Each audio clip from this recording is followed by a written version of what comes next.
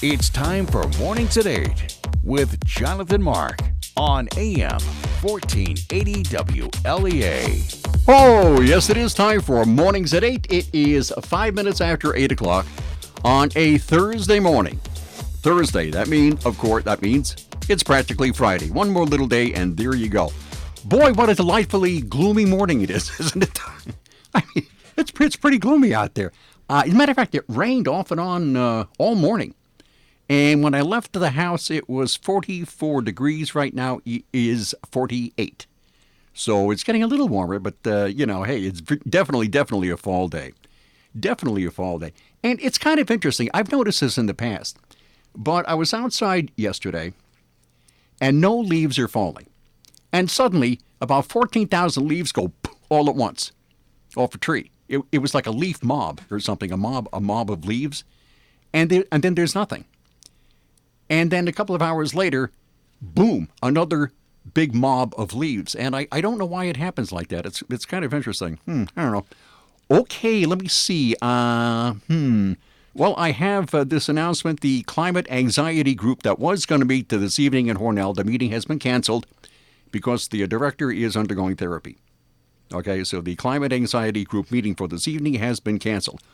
Okay, Tom Reed is going to be on the Newsmaker program following the 8:30 news, and Tom Reed's always a good guest. You find out a lot. So I would definitely be listening for that. Tom Reed's been in the news a lot lately, so we'll see how the interview goes. Let me see what's going on. Well, there's Washington. All right, everybody's accusing everybody, investigating everybody, and impeaching everybody. Fine, that's good. More important than that, a homeowner in New Hampshire looks out his window and he says, I don't recall that being there yesterday. Hey, there's a moose in my pool. There's a bull moose in this guy's pool. So he says, well, the moose can't get out. It's stuck because there are no like steps or stairs or anything like that. So how do I get a moose out of a pool? There's a problem. So he calls the New Hampshire Fish and Game Service. And officials come and they say, yep, there's certainly there's a moose in your pool. So Mr. Bullwinkle there is stuck and he can't get out. How he got in, who knows? But anyway, so he waded into the pool, I guess, or fell in or something. But he couldn't climb out. So the New Hampshire Fish and Game guys there build a set of wooden steps, or stairs, I guess. And they put it in the pool, and they coax this moose out of the pool, right? And the question I have is, how do you coax a moose? I mean, how would you entice a moose to climb out of a pool? Here, moosey, moosey. Here, moosey, moosey. I don't know exactly how you do it. But so they got the moose out of the pool, and it took off into the woods. And when they find it, it'll be charged with trespass or something. So there you go. So as a matter of fact, it's moose breeding season. And bulls are on the move. That's right. That's what they do. Anyway, so, Okay, so that takes care of Mr. Moose in New Hampshire. That turned out very well. And yesterday, I had a story, except I didn't bring it with me again. I had a story where, according to the FBI, their crime stats for 2018 is that violent crimes were at their lowest in 2018, lowest since 1971, which I thought was pretty interesting, especially when you consider that there are a lot more guns now out there than there were in 1971. But violent crimes are down.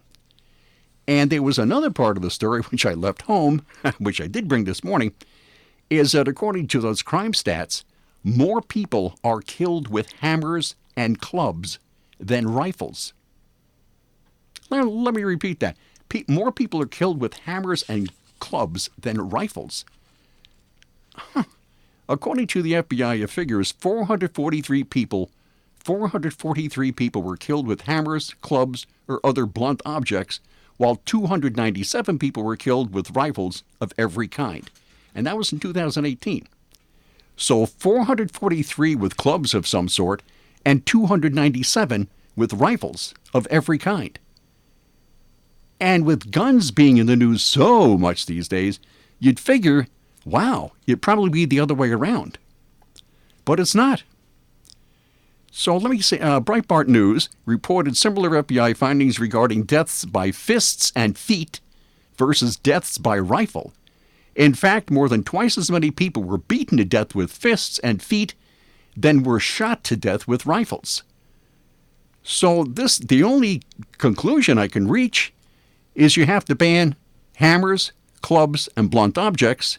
Oh, and also feet and hands. So if rifles are so dangerous that people are getting shot all over the place, and you want to ban them, why not ban, clubs and fists and feet? I don't know.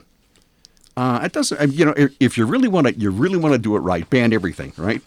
So yeah, very interesting. Okay, so bats are now outlawed, or they should be, and clubs and hammers. Try doing any carpentry without a hammer, Okay. Oh, and fists and feet. Try to walk without feet. Okay.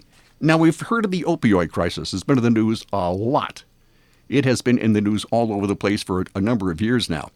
And this might possibly be one reason why we have an opioid crisis. A Virginia doctor illegally prescribed 500,000 opioid pills in less than 2 years. 500,000 opioid pills in less than 2 years. But wait till you hear the details here. This is pretty interesting. This is from CNN. A Virginia doctor convicted in May of illegally prescribing more than 500,000 opioid tablets may face life in prison. Joel Smithers, who was convicted of 859 counts of illegally prescribing drugs, faces between 20 years and life in prison. He also faces a possible fine of more than $200 million. Smithers prescribed more than 500,000 opioid pills in 19 months before federal agents arrived at his Martinsville office in March of 2017 with a search warrant. A woman from West Virginia died after Smithers prescribed her oxycodone and oxymorphone, the Justice Department said. The jury found the prescriptions caused her death. This defendant not only violated his Hippocratic oath to his patients, but he perpetuated on a massive scale the vicious cycle of addiction, despair, and destruction, U.S. Attorney Thomas Cullen said when Smithers was convicted. The doctor had been prescribing Schedule II drugs.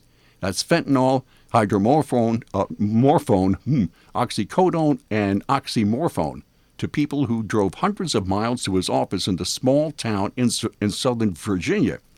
He also was convicted on one count of maintaining a place for the purpose of illegally distributing controlled substances. According to the CDC, the number of pills prescribed in Martinsville in 2016 was 400 per resident. 400 per resident. That's one of the highest rates among cities in the entire country. Smithers wrote prescriptions for people in several states. He made $700,000 through cash and credit card sales. The country has been grappling with an opioid epidemic in recent years. In 2017, about 1.7 million Americans suffered from substance abuse disorders that related to opioid pain relievers, according to the National Institute on Drug Abuse. Opioids, drugs that replicate the pain-reducing properties of opium, include both legal painkillers like morphine and illegal drugs like heroin. And get this, every day, more than 130 people in the United States die from opioid overdoses. That's 130 people a day. Man, overdoses accounted for more than 70,000 deaths in 2017, and 47,600 of those deaths involved opioids. So there you go. And doctors that do that, that is reprehensible. That is just terrible.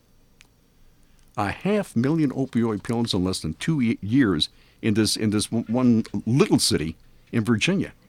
400 per resident. Man. Okay. And staying in the South here, we have, which one was this? CNN. Yeah, I got this on CNN. A North Carolina man has won a $750,000 lawsuit after suing his wife's lover. A North Carolina man, his divorce was almost unbearable, but an unusual legal claim just landed him a $750,000 judgment.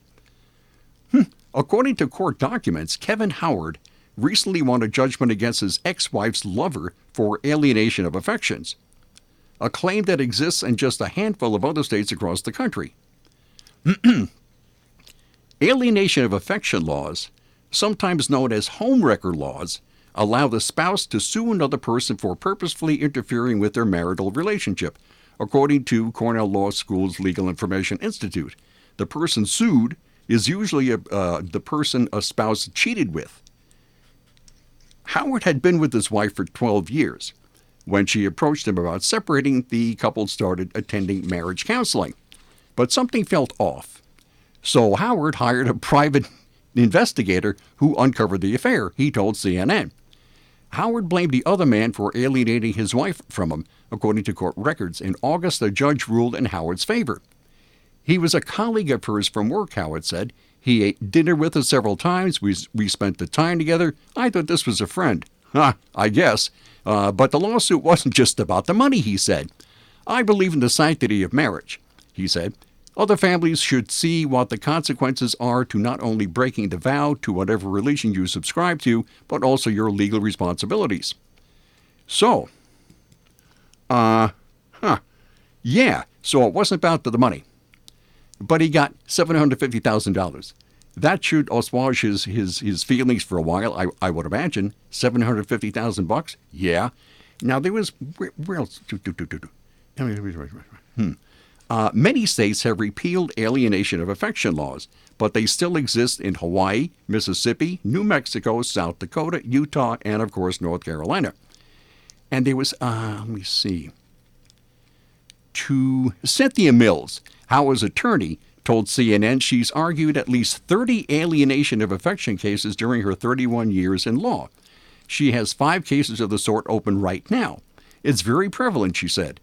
To have a chance at winning the lawsuit, a cheated-on spouse should be able to show the couple was very happy before the affair and a lover came between them. In other words, that a third party got in the way of the relationship and caused its downfall.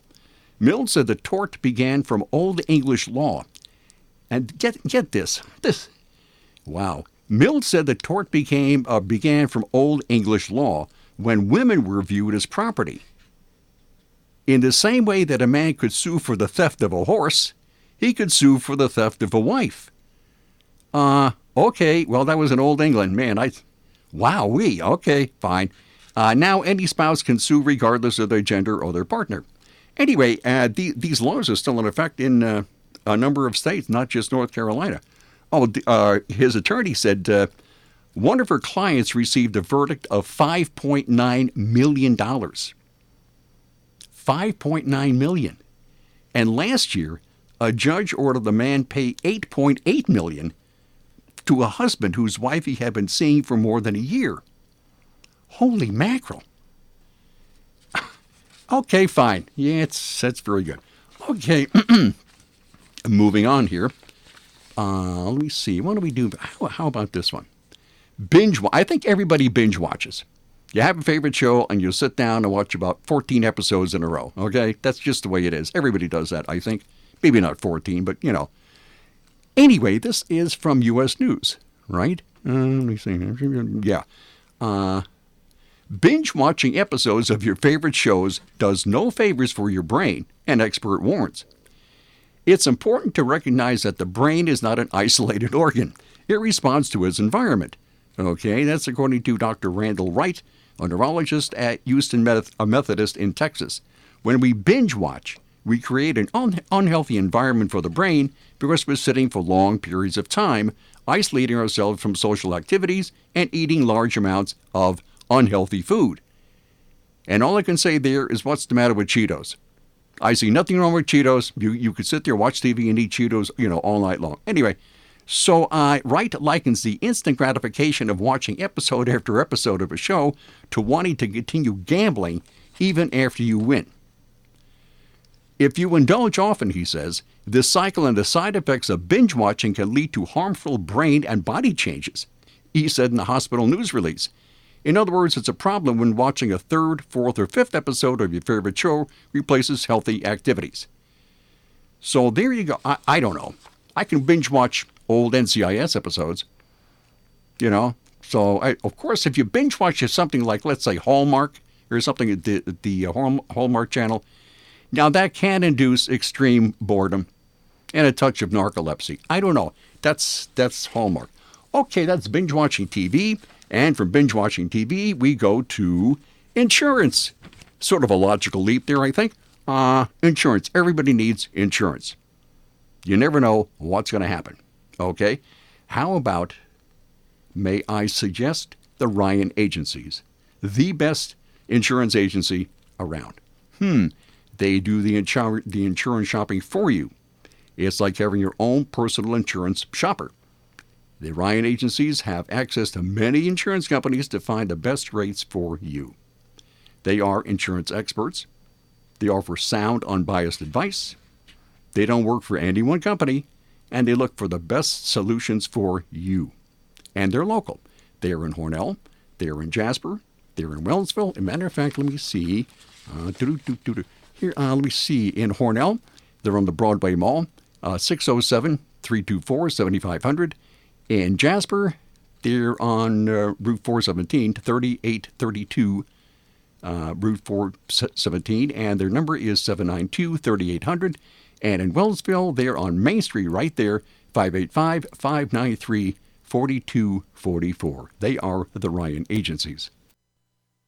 From the Fox Sports Studios in Los Angeles, here's Eddie Garcia. Postseason baseball continued with the American League wildcard game Wednesday night. The Rays go to Oakland and knock off the A's 5-1 thanks to the long ball. Tampa Bay hitting 4 home runs in the win, 2 by Yandy Diaz. Charlie Morton earned the win on the mound. He went 5 innings, allowed 1 run on 5 hits. Oakland is now 0-9 in winner-take-all postseason games. Tampa Bay advances to the American League Divisional Series. They'll face the Astros in Houston starting on Friday. We have a pair of game ones coming up in the NLDS on Thursday. 5 Eastern, the Braves host the Cardinals. Miles Michaelis starts for St. Louis, Dallas Keuchel for Atlanta. 8:30 Eastern in L.A., Dodgers host the Nationals. Washington will start Patrick Corbin. L.A. will go with Walker Buehler. Opening night in the NHL, battle of the last 2 Stanley Cup champs. The Capitals beat the Blues in St. Louis 3-2 in overtime. Golden Knights take care of the Sharks 4-1. It was the Maple Leafs outscoring the Senators 5-3, and the Oilers edged the Canucks 3-2.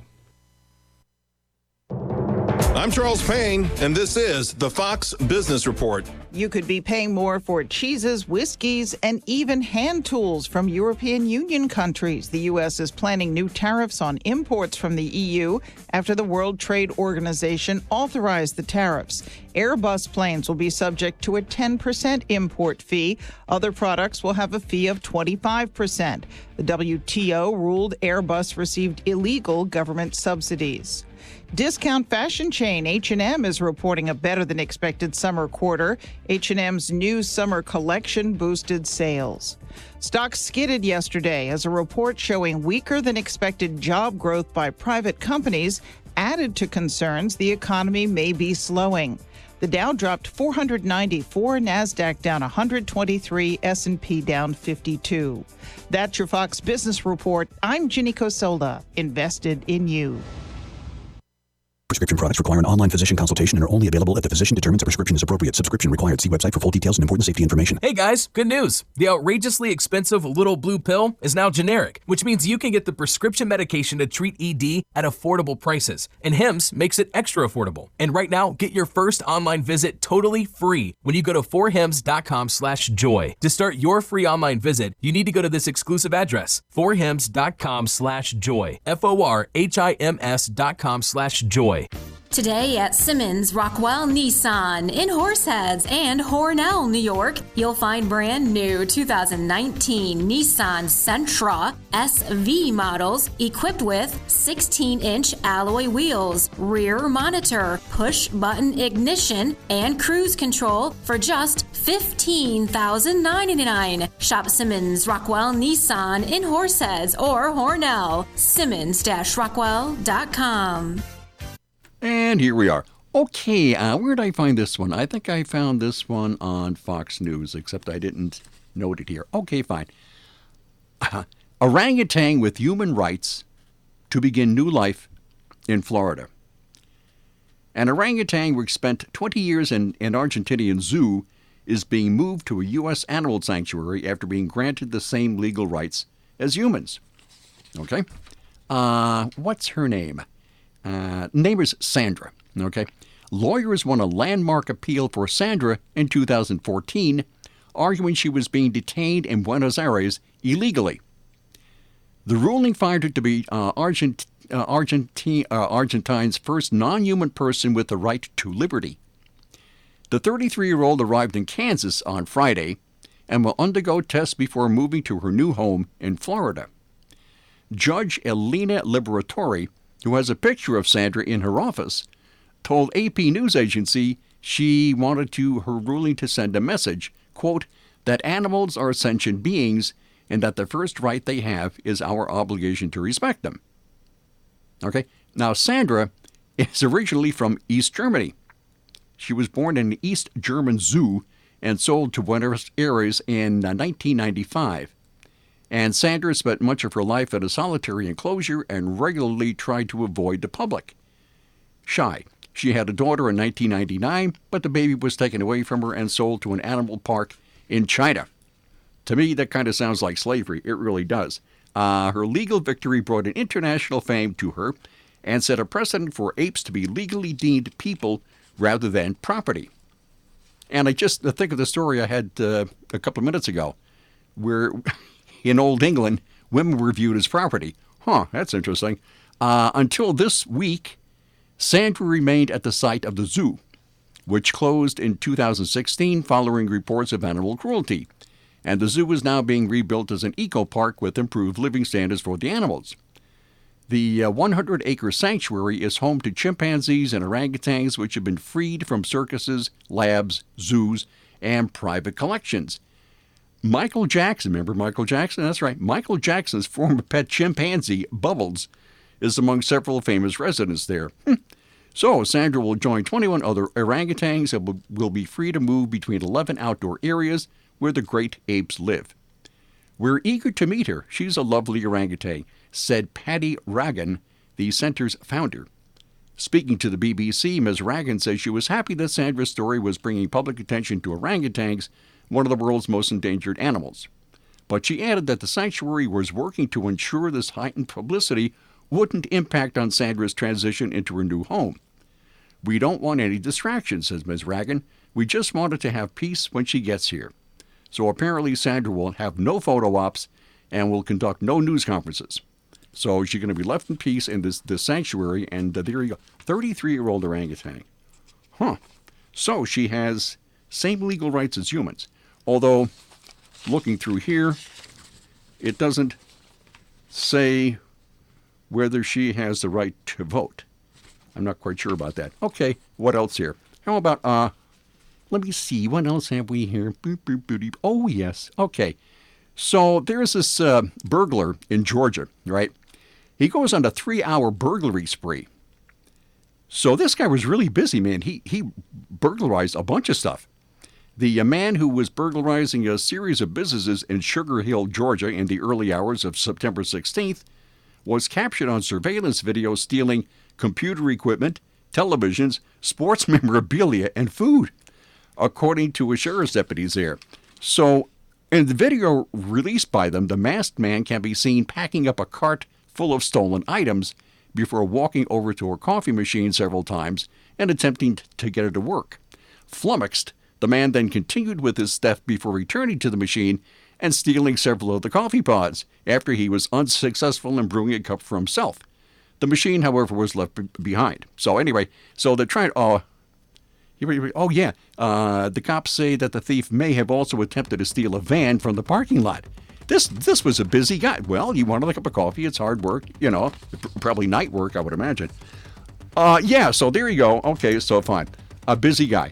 And I guess that's it for this morning show, and I will see you tomorrow at 8:05. Bye.